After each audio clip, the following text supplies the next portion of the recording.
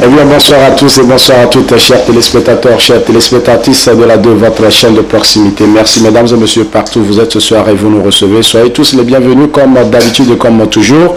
Votre chaîne de proximité est là pour vous informer, vous former, vous divertir. Mais pour cette émission spéciale que nous déroulons à cet instant, c'est une émission consacrée à un événement pour certains, ils en connaissent, mais pour d'autres, c'est du nouveau. Et donc, vous allez découvrir la quintessence donc, de ce projet, de cet événement-là qui s'annonce pour bientôt. Et qu'est-ce qui va se faire? Qu'est-ce qui va se passer exactement? Nous parlons du marché international de l'artisanat du Togo, le Niato. C'est un événement qui sera à sa deuxième édition très bientôt. Alors, qu'est-ce qu'il faut savoir sur le Niato? C'est bien de cela qu'il s'agira dans cette émission avec un seul invité pour en parler. Il s'appelle Monsieur Eklou Kodjo. Il est le président de l'Union des chambres régionales de métiers du Togo.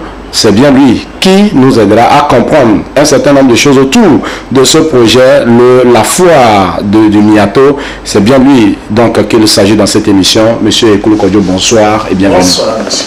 Comment vous vous portez? Très bien. Nous rendons grâce à Dieu. Nous nous portons aussi bien. Alors, vous êtes le président de l'Union des chambres régionales de métiers du Togo. Alors, si vous nous permettez de connaître aussi, avant de rentrer plein pied dans notre émission, savoir un peu plus sur la chambre régionale du métier. De quoi il s'agit quand on parle de la chambre régionale? La chambre régionale des métiers, c'est une institution professionnelle, c'est une institution à caractère professionnel que le gouvernement a mis pour pouvoir organiser le secteur de l'artisanat.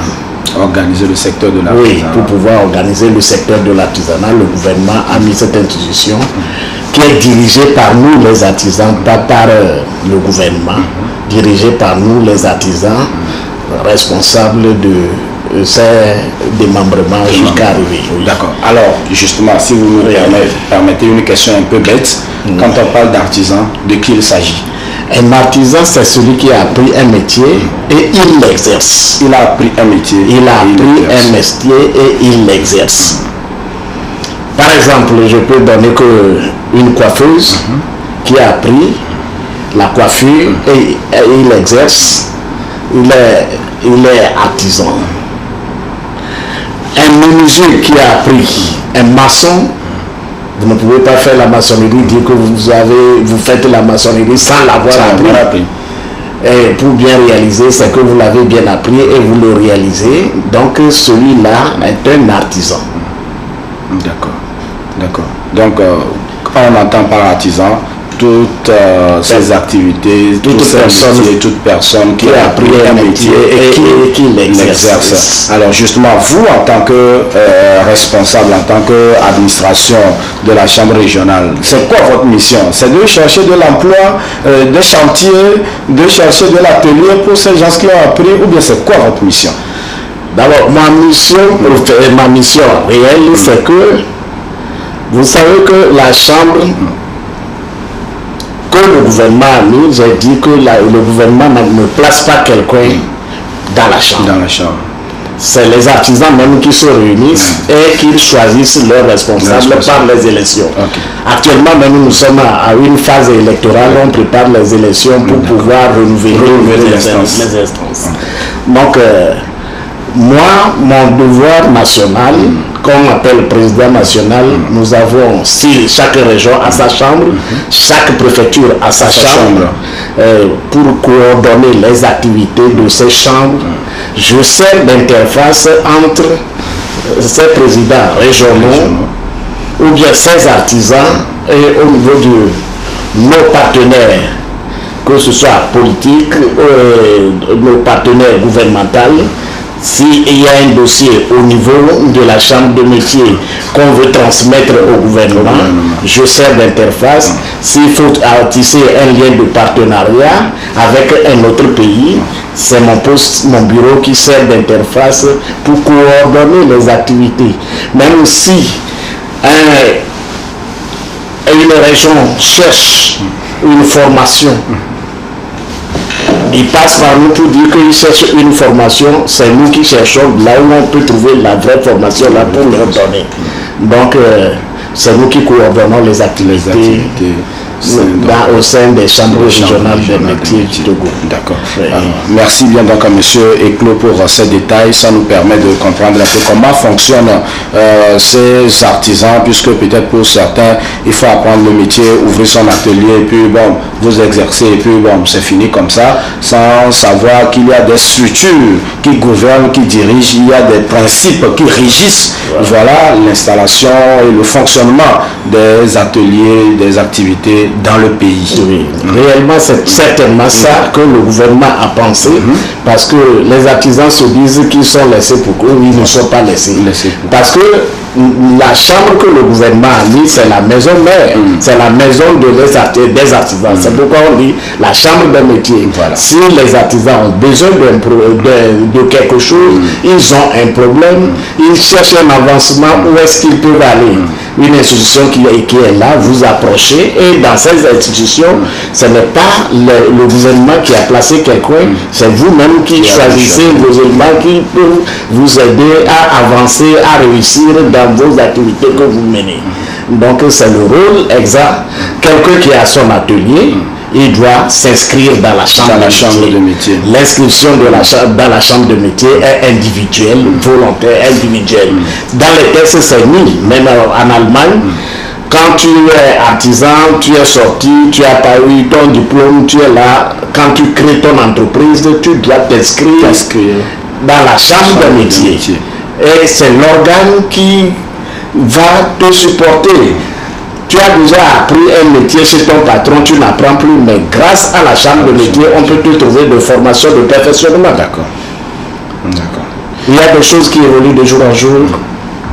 Donc, dans la chambre, tout ce que vous cherchez, tous vos problèmes, vous apportez, quand vous vous réunissez, vous trouvez des problèmes, nous avons besoin de ceci.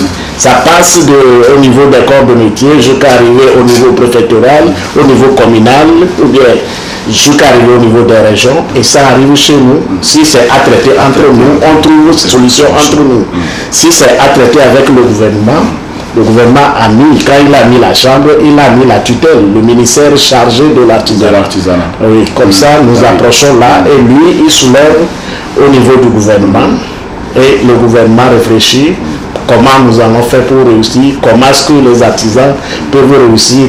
Parce que quand les artisans réussissent, c'est le développement qui évolue. Voilà. Merci beaucoup donc à M. Eclos. Ce n'était que l'introduction de cette émission. Merci. Et donc si je vais faire un plaidoyer, c'est de vous dire qu'au retour négocier avec vos responsables pour qu'on puisse faire cette émission aussi en langue locale, parce qu'ils sont nombreux, ces Togolais qui, excusez-moi, ce n'est pas pour insulter leur intellectualité, mais c'est juste dire qu'ils n'ont pas mis pied à l'école en tant que tel. Ils sont nombreux, ces artisans, quand on fait le tour de nos coins et recoins, qui exercent des activités, c'est de cela qu'ils vivent. Et donc, il faut aussi leur passer l'information dans leur langue pour que véritablement ils puissent comprendre un certain nombre de choses. Certainement, c'est ce que nous avions comme programme. Nous avons choisi le français aujourd'hui. Il y a beaucoup de langues qui vont suivre après pour pouvoir expliquer aux artisans au plus bas niveau, pour que tout le monde comprenne que ce que nous cherchons, ce que nous voulons, ce que nous faisons, c'est à leur intérêt, c'est à l'intérêt de tous les artisans. Merci bien, M. Eclos. C'est l'occasion donc pour nous de dire un spécial bonsoir à toutes ces autorités, avec en tête le ministre délégué auprès du ministre de l'enseignement primaire et secondaire, M. Odin Kokou. Voilà, Odin Kokou, c'est lui qui est chargé de l'artisanat. Oui, c'est lui qui est chargé. D'accord. Merci beaucoup. Sous-Kokoroko. Voilà, merci beaucoup. Voilà, merci pour la précision. Et donc on va aller plein pied donc dans notre débat de ce soir, mesdames et messieurs. Nous parlons du marché international de l'artisanat du Togo, de l'artisan du Togo, puisque c'est d'eux qu'il s'agit. Il faut les rassembler, il faut les réunir. Monsieur Eclos, vous voudrez bien nous présenter le MIATO, le marché international de l'artisanat du Togo? Oui. Tout comme j'ai commencé à vous expliquer que le gouvernement a pensé que nous pouvons nous organiser, et il a mis la maison mère pour nous, nous avions réfléchi selon la demande des artisans. On a vu que les artisans produisent, ils travaillent, mais ils ne savent pas comment exposer leurs produits dans les marchés. Et il y a beaucoup de choses qui se font sur le terrain, les gens ne savent pas que ça se fait au Togo. Les gens croient que c'est seulement au Bénin on peut aller, c'est seulement au Niger on peut aller, c'est seulement au Ghana ou bien à côté qu'on peut aller. Alors qu'il y a beaucoup de choses que nous faisons et nous ne savons pas comment le présenter. Et maintenant, quand nous avions eu l'idée, c'était madame qui est devenue Premier ministre pour nous aujourd'hui. Elle a fait l'effort quand nous l'avions approché que nous voulons organiser un marché pour les artisans. Et elle nous a posé beaucoup de questions. Et quand on l'a expliqué, elle était tellement contente de nous. Elle a dit, nous allons le faire ensemble. Si on le laisse vous seul, vous ne pouvez pas faire. Donc nous allons faire une co-organisation. Nous allons faire une co-organisation. Le gouvernement va participer, tous les Togolais vont participer, les artisans vont participer pour que votre réflexion soit une réalité. Et c'est ce que nous avions démarré. Donc ce marché, comment les artisans qui produisent quelque chose peuvent savoir comment installer leurs choses, exposer leurs produits. Il y a d'autres qui font beaucoup de choses qui ne savent pas par où le présenter. Et nous avions, quand ce marché est venu, le but de ce marché, c'est de pouvoir exposer ce qu'on fabrique, ce qu'on fait sur le territoire, et comment l'exposer à qui? Pas seulement aux Togolais, mais aux étrangers, aux pays voisins, aux amis de très loin. C'est pourquoi on n'a pas trouvé une phase pour dire qu'on ne peut pas le faire seulement pour les Togolais. Ils vont dire que c'est les mêmes produits. Donc nous n'allons pas toujours rester comme ça quand on veut parler de l'artisanat dans la sous-région. Nous nous aimons tous, nous comprenons tout ce qui se passe ailleurs. Et cette fois nous sert aussi à tricher chez nos camarades. Si tu es en train de faire quelque chose et tu viens sur ce marché, tu exposes pour toi, tu verras que quelqu'un là mieux fait plus que toi. Et ça te permet à corriger ce que tu es en train de faire. Pas seulement à exposer, à aller vendre tout de suite, mais à trouver d'autres relations. D'autres savent faire des choses. Mais ils doivent tricher chez quelqu'un pour l'amélioration. Donc c'est la concurrence. Si nous voulons que tous nos pays qui sont à côté de nous, ce qu'on cherche au Ghana, si on amène ici au Togo, ou bien les Togolais viennent voir ce qu'on fait au Bénin, c'est le marché international. Pourquoi on l'a donné le nom que vous avez demandé? Pourquoi Niato? Niato, parce que quand c'est pour nous-mêmes les artisans, ce n'est pas Niato que vous avez dit au départ. Quand vous avez dit parler de Niato, quand vous avez parlé de Niato, moi je voulais quitter ce n'est pas ça, je ne suis pas venu pour Niato, mais je suis venu pour Niato. Ce qui nous appartient. Mais c'est aussi ça, les hic de la linguistique. Donc, parfois, il y a de ces mots qui se ressemblent. Voilà. Il faut être un natif pour peut-être véritablement maîtriser. Non, peut-être que nous sommes ensemble, on comprend tellement, mais il faut qu'on vous explique que dans en apprenant Asie et Asie, vous connaissez la différence. C'est toujours Asie. Voilà, Asie. C'est le marché international de l'artisanat que les artisans ont besoin de présenter leurs produits, faire l'exposition et trouver pourquoi nous avons dit international, parce que nos camarades aussi vont amener leurs produits. Et nous aussi on peut les tricher, eux aussi peuvent nous tricher. Parce qu'ils nous invitent. Les Togolais participent à leur marché aussi. Donc nous aussi, nous avions dit que nous allons faire le marché des artisans du Togo. C'est pourquoi on a donné le nom Nia Alondoto. Niato. Nous les artisans. Niato. Donc ce n'est plus Niato. Non, c'est Niato. Voilà. Pour nous. De dingue. Voilà. Merci beaucoup, monsieur Claude. Donc, disons que c'est dans pratiquement 5 jours que la deuxième édition va se produire. Mais d'abord, permettez qu'on puisse revenir sur la première édition et dire que c'est un certain nombre de choses. Ça a eu lieu quand, quelle a été le résultat, puisque c'est sur l'ancienne corde qu'on tisse la nouvelle. Oui. Qu'est-ce qu'on peut retenir de la première édition? La première édition, c'est en 2019, que nous l'avions fait. Toujours à l'endroit que nous voulons faire la nouvelle. Il faut le rappeler, mais c'était fait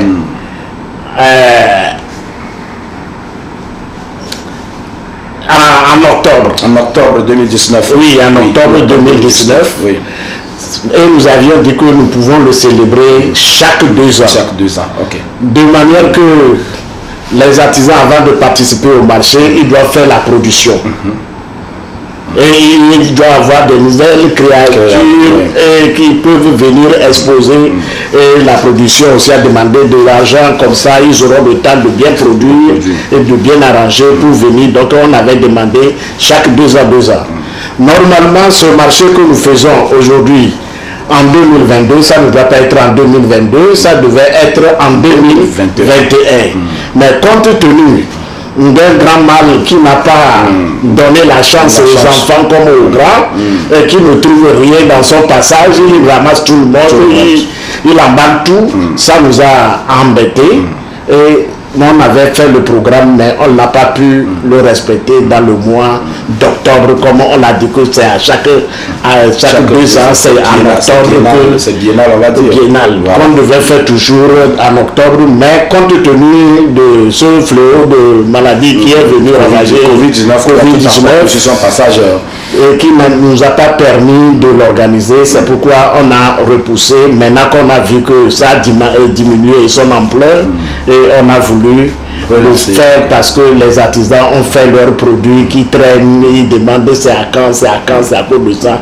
Et nous avions dit que mais il faut qu'on le fasse le plus tôt possible avant que les autres chambres ne commencent au Togo. Les autres fois, puisque j'ai vu les affiches passer, on ne va pas quand même leur faire la pub ici. Voilà, oui. Nous parlons de bientôt.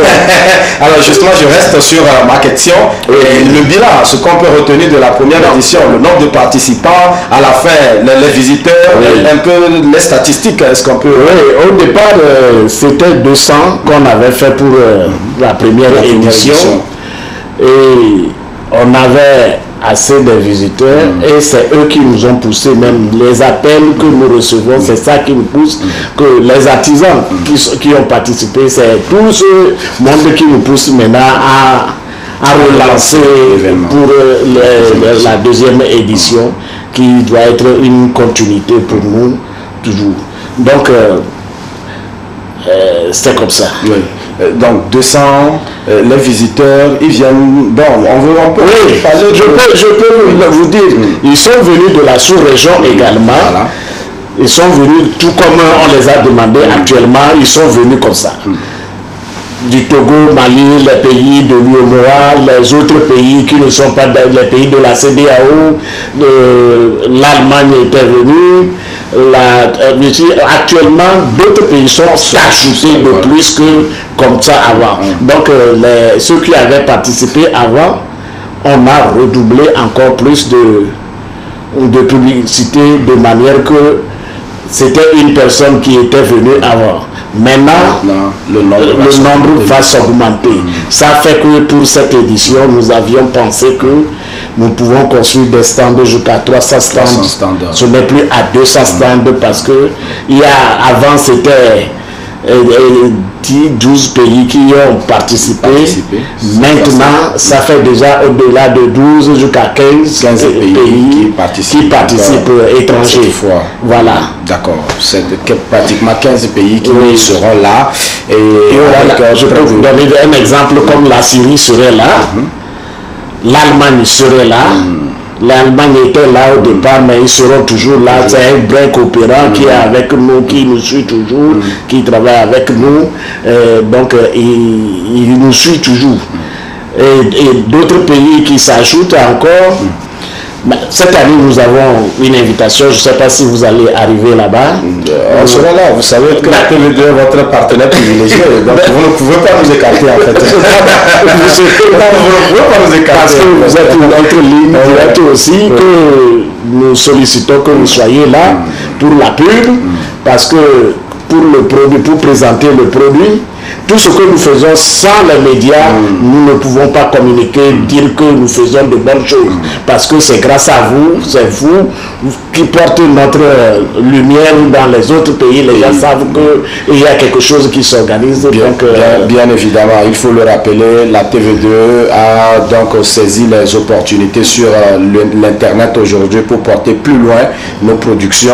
Et donc, dès la fin de cette émission, même vous pouvez retrouver cette émission sur notre chaîne YouTube. Okay. Donc, de partout le monde, une fois qu'on se connecte, on nous suit. Nous avons une page Facebook où nous partageons toutes les productions. Donc, il suffit juste de vous connecter sur l'Instagram. Toutes les plateformes numériques, on saisit ces plateformes-là pour ventiler nos émissions et nos productions. Donc, vous pourrez retrouver nos images partout où vous êtes. Il suffit que vous soyez connectés. Voilà. Donc, nous parlons donc de cette foire-là qui s'ouvre bientôt. C'est du 23, hein. C'est du 23 au... Du 23 au 3. Du 23 au 3. 23 mars au 3 avril. Au 3 avril. 3 avril, voilà. Ça fait environ 12 jours. 12 jours. Ça fait, c'est-à-dire que ça emballe 2 semaines. 2 semaines, voilà. Ça 2 week-ends dedans. Hein, sur l'esplanade du Palais des Congrès. Donc, pour ceux-là qui ont visité la première édition, comme je le disais dans mon introduction, il y en a qui en savent, il y a d'autres qui découvrent. Et donc, sachez que la foire Miato revient pour la 2e édition et ça sera avec près de 15 pays qui participent. On vient découvrir quoi à la foire? Ce sont des pagnes, ce sont des colliers, ce sont des chaises, ce sont des micros, ce sont des téléphones. C'est comme vous connaissez déjà tout ce que serait sur le site. Sur le site. Ce n'est pas seulement les pagnes, ce ne sont pas seulement les chaises, les nouvelles créatures aussi. Les nouvelles créations. Les artisans produisent beaucoup de choses qu'on ne peut pas découvrir dans les coins reculés. C'est le moment de venir les exposer. Mais nous disons que ce n'est pas seulement que les artisans qui produisent quelque chose qui doivent participer à la foire. Quelqu'un comme un mécanicien, il peut participer à la foire. Ce n'est pas qu'il viendra exposer la voiture de quelqu'un, mais il peut avoir son adresse, sa carte de visite, avoir son stand et indiquer au client que si vous avez tel problème, venez dans mon garage se trouve ici, mon atelier se trouve ici, tout comme un maçon, les maçons qui ont construit ce genre de bâtiment, ils peuvent nous dire que oui, moi je suis un bon maçon, j'ai mon entreprise ici, je suis ici, voilà mon adresse, si vous avez tel problème, vous voulez construire un bâtiment, faites-moi appel. Donc ce ne serait pas seulement les pagnes, les tissus. Non. La foire englobe tous les artisans. Tous les artisans. Vous savez que la petite restauration appartient aux artisans. Les gens ne savent pas, ceux qui font foufou. Ceux qui font foufou. Le matin, quand vous voulez boire la bouillie, coco, ou bien tout ça, la prise au bout, tout ça, ils sont des artisans. On ne le sait pas, nous. Tous sont des artisans. Même quand tu casses la dent, tu veux changer la dent. Le médecin n'est pas artisan, mais ceux qui font les prothèses dentaires, les prothèses d'artistes, ils sont des artisans. Ce sont des artistes. Ils peuvent prendre le stand, dire qu'ils sont ici. Si vous avez cassé vos dents, passez par ici, je vais vous changer. Vous ne serez pas comme vous avez perdu dedans. Ils sont tous des artisans. Nous avons tout un grand panoplie des artisans. Des artisans. Justement, peut-être qu'on va quand même rester dans ce domaine pour valoriser un temps soit peu quand même les productions locales, on va dire, puisque nous avons vu le ministre qui a fait le tour du pays lors de la journée de l'artisanat, il a fait le tour du pays pour visiter un certain nombre de choses. On a vu également le ministre de la Culture et du Tourisme, puisque en parlant de la forme Miato, c'est des ministères on ne peut pas les rassembler, ça ne peut pas marcher. Mais ils travaillent toujours avec les artisans. Avec les artisans. On a vu qu'ils ont effectué des voyages à l'intérieur pour visiter un tant soit peu les productions locales, visiter les sites. Aujourd'hui, comment est-ce qu'on s'y prend pour rassembler toutes ces personnes-là, peut-être pour leur permettre, pour leur donner une vitrine, donc du côté de cette foire-là qui s'organise? Comment on s'organise? Oui, au niveau de la Chambre des métiers, nous avons des démembrements. Je suis au bureau national, il y a le bureau régional. Il y a le bureau régional, les bureaux régionaux qui sont là, préfectures qui sont là, les communes qui sont là. Donc quand nous lançons des communications, des avis, quand moi j'envoie l'avis, j'envoie aux régions. La région envoie aux préfectures. Et les préfectures sont collées au corps des métiers. Comme ça, la communication passe. C'est comme ça on a fait pour célébrer la journée de l'artisanat. Oui, d'accord. Donc tout de suite, si je veux communiquer avec un artisan qui est à Tarpenga, qu'on considère que c'est loin, avec nous les artisans, ce n'est pas loin. D'accord. Merci beaucoup. Donc du coup, on s'attend aujourd'hui à combien de participants? Vous avez parlé de 300 stands. 300 stands, ça veut dire que 300 participants, ce n'est pas tout le monde qui pourra... Non. Dans les 300 participants, eux, ils vont exposer. Mais un participant de la foire, ce n'est pas seulement celui qui expose. Les visiteurs. Les visiteurs. Pour les visiteurs, on peut compter jusqu'à 1000, on peut compter jusqu'à 2000, 3000 visiteurs, 5000 visiteurs qui peuvent venir. Mais avec la vision, on pouvait dire que si tous les Togolais, ou une grande partie de la majorité des Togolais vont participer, et les acheteurs internationaux, on les a invités, ils doivent venir. Parce que tous les Togolais ne peuvent pas acheter tous les produits qu'on va amener. Il faut les acheteurs internationaux qui doivent venir aussi pour trouver ce qu'ils cherchent et faire des contrats avec certains artisans, que ce soit Togolais ou bien que ce soit des pays amis qu'on a invités ou bien qui veulent participer. C'est pour faire l'exposition de leurs produits, faire la promotion de leurs produits. Donc, tout ça là, il faut les visiteurs. C'est pourquoi je dis que cette foire pour le Togo maintenant balaye 2 week-ends. 2 week-ends, bien évidemment. Ça permet à ceux qui sont occupés dans leur service. Dans leur service, la semaine, au moins ils ont le week-end pour aller visiter et faire leur choix, acheter des choses, signer des contrats avec les artisans pour la production ou bien pour ce qu'ils cherchent à faire avec ces artisans. D'accord. Alors justement, on va quand même, puisque le temps qui nous a été donné, tire pratiquement à sa fin. Tout de suite. Oui, bien évidemment, parce que en télévision ça coûte un peu. Donc, il faut beaucoup négocier pour qu'on puisse quand même avoir des temps d'échange pour expliquer un certain nombre de choses à la population, mais n'empêche quand même qu'on puisse quand même éplucher cette préoccupation avant de partir. Comme je le disais dans ma question précédente, tous les artisans d'Apao, de Saint-Cassé jusqu'à Lomé, peut-être ne pourront pas participer à la foire. Alors, qui sont ces personnes-là qui sont privilégiées, qui sont ces artisans-là qui ont peut-être la priorité, la primeur de participer? Donc, nous, on n'a pas donné dire qu'on va prioriser certains. La foire est là, par cœur. Toi qui veux faire la promotion de tes produits, et tu sais que tu es en train de faire un produit qui est très bon, tu dois participer. Il faut proposer à la population. Maintenant, si tu n'as pas l'argent, nous avions demandé que nous avons 39 préfectures au Togo, et chaque préfecture doit avoir son stand. Chaque préfecture, chaque chambre préfectorale, si c'est qu'il y a un artisan qui ne peut pas venir, sur leur stand, ils peuvent prendre les produits de ces artisans qui ne peuvent pas participer, venir faire l'exposition. Avec leurs adresses, si ça facilite la tâche à ces artisans-là. C'est bien compréhensible. Merci donc pour ces efforts. Donc, nous espérons qu'on aura une autre tranche pour véritablement aller au plus fond, bien évidemment, lorsque la foire va commencer. Certainement que la TVD aura sa caméra donc sur l'événement. Nous en avions eu à la première édition. Chaque jour, pratiquement, on faisait le tour pour faire découvrir tous les produits, toutes les productions donc, à la population. Histoire également d'inviter ceux-là qui hésitent, ceux-là qui doutent, de venir voir comment ça se passe là-bas. Et nous espérons que la collaboration donc, va continuer pour cette deuxième édition. Monsieur Eklou Kodjo, vous êtes le président de l'Union des chambres régionales des métiers du Togo. Alors si vous avez un dernier message aussi bien à l'endroit des artisans que la population avant qu'on ne se sépare. D'accord, pour mes camarades artisans, je leur dis que c'est eux-mêmes qui ont demandé la foire et nous sommes prêts pour l'organisation. Ils n'ont qu'à participer pour venir présenter leurs produits. Nous ne faisons pas la distinction de ceux qui doivent participer à la foire. Nous avions ouvert la foire pour tous les artisans du Togo et nous avions demandé aux étrangers de venir regarder, de venir les voir et de venir faire le choix. Donc ils n'ont qu'à venir avec de bons produits que les étrangers, visiteurs, les acheteurs peuvent venir signer des contrats avec eux. Venir à la foire aujourd'hui, ce n'est pas dire que je vais vendre tout de suite pour gagner de l'argent, mais c'est pour tisser des relations pour le futur.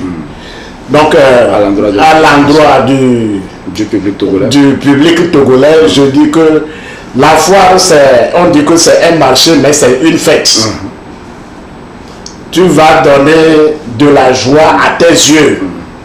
Quand tu es caché dans ton coin, tu ne vas pas voir qu'il y a de bonnes choses qui sont arrivées. Nous le faisons à l'esplanade du Palais des Congrès. On n'a pas indiqué à dire que c'est par badge ou bien par ticket que tu peux venir. C'est ouvert à toute la population. C'est gratuit. C'est gratuit. L'ouverture est gratuite. Donc quand tu viens, quand tu vois quelque chose qui t'intéresse, c'est en ce moment que tu vas sortir ton argent. Donc pour rentrer, pour venir visiter, tu n'utilises pas d'argent. Donc j'invite toute la population togolaise à venir voir ce que leurs artisans savent faire et exposent. S'ils ont des conseils, s'ils ont d'envie, ils n'ont qu'à les encourager pour que le secteur puisse augmenter de volume. Maintenant, à l'endroit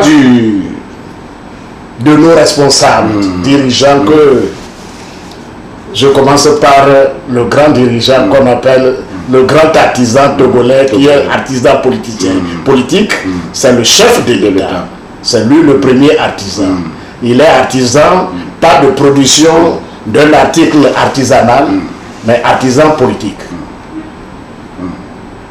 Je le salue, je le remercie parce que c'est grâce à lui que cette foire se tienne et c'est en son nom, c'est sous son haut patronage.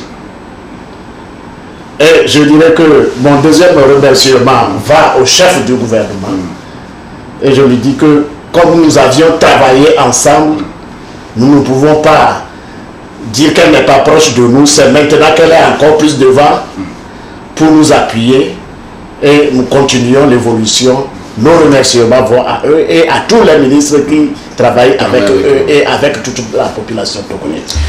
C'était à l'instant M. Eklou Kodjo, il est le président de l'Union des chambres régionales des métiers du Togo. C'est avec lui que nous parlions de cette foire, la foire Miato, le marché international de l'artisanat du Togo, du 23 mars au 3 avril. Du 23 mars au 3 avril, c'est sur l'esplanade du Palais des Congrès de Lomé. Faites nombreux le déplacement pour découvrir la moutarde qui est venue d'Apaon, pour découvrir, je ne sais pas, même si c'est Clou-Clou qui vient de Sokodé, c'est de l'artisanat, ça fait beaucoup plaisir.